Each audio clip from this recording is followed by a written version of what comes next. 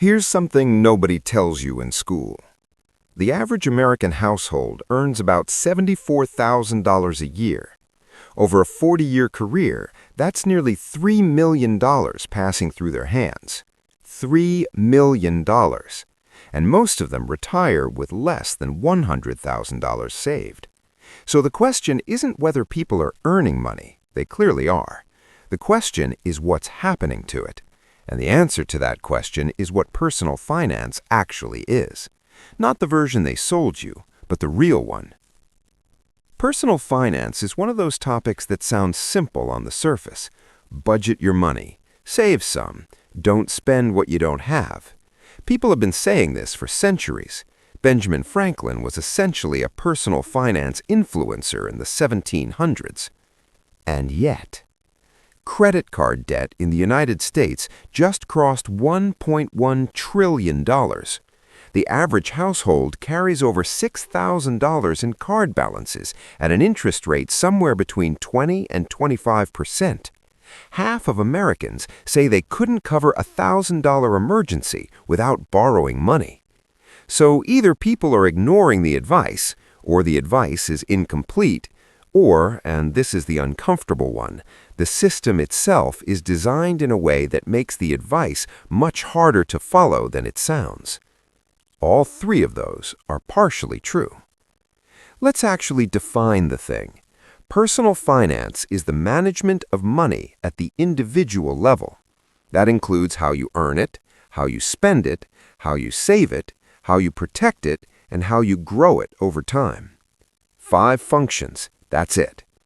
Most people are decent at number 1, earning.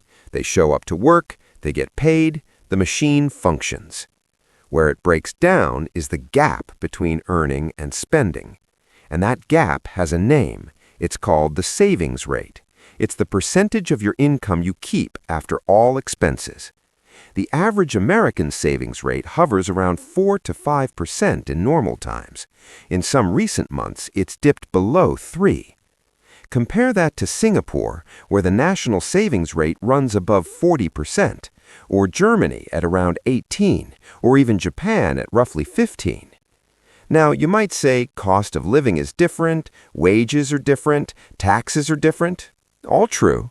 But the gap is so enormous that it can't be explained by logistics alone. Something else is happening. And that something is behavioral, which is the part most finance advice skips entirely. Here's what the textbooks don't cover. The modern economy is extraordinarily good at converting your future money into present purchases. That's not an accident, it's an industry. Consumer credit, buy now, pay later services, adjustable mortgages, subscription billing. These are sophisticated tools built by very smart people to extract money from you efficiently and at scale. The average American sees somewhere between 4,000 and 10,000 advertisements per day. Each one of those ads exists to create a gap between what you have and what you feel you need. That gap is monetized. Someone profits from your dissatisfaction. This is not a conspiracy, it's a business model. And it operates on a simple psychological truth. Humans are terrible at thinking about the future. We consistently overvalue what we want right now compared to what we might need in 20 years. Behavioral economists call it hyperbolic discounting.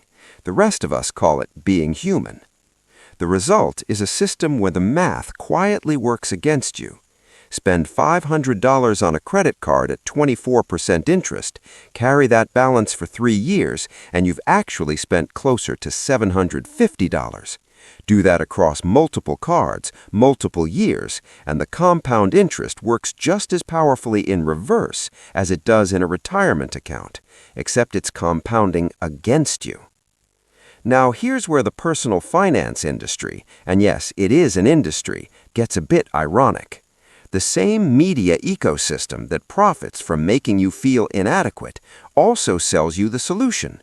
Courses, books, seminars, apps, influencers with whiteboards, all telling you to cut your lattes and track your spending and manifest abundance. And some of that advice is genuinely useful. Budgeting works. Emergency funds matter. Index funds are in fact a remarkably sensible invention. But the loudest voices in personal finance tend to focus on the individual while quietly ignoring the structural. They'll spend 40 minutes explaining compound interest and 30 seconds on the fact that real wages in America have barely moved since 1979 after adjusting for inflation, while housing costs have tripled and health care has gone up roughly 700% since 1970.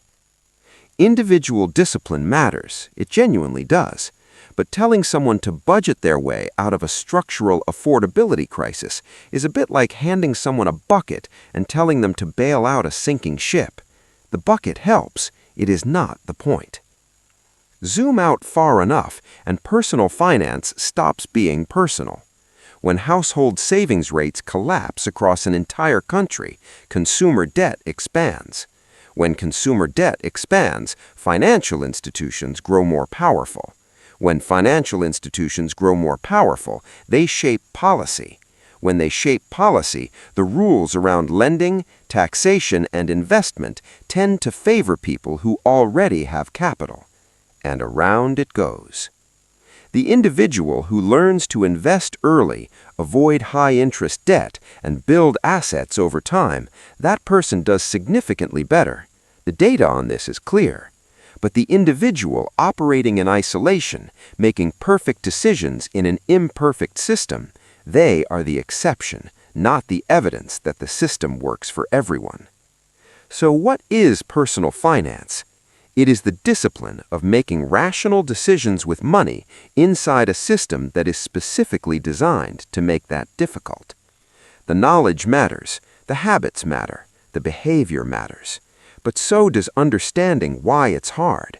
Because if you think it's just a willpower problem, you'll spend your whole life blaming yourself for something that was rigged, at least partially, before you showed up.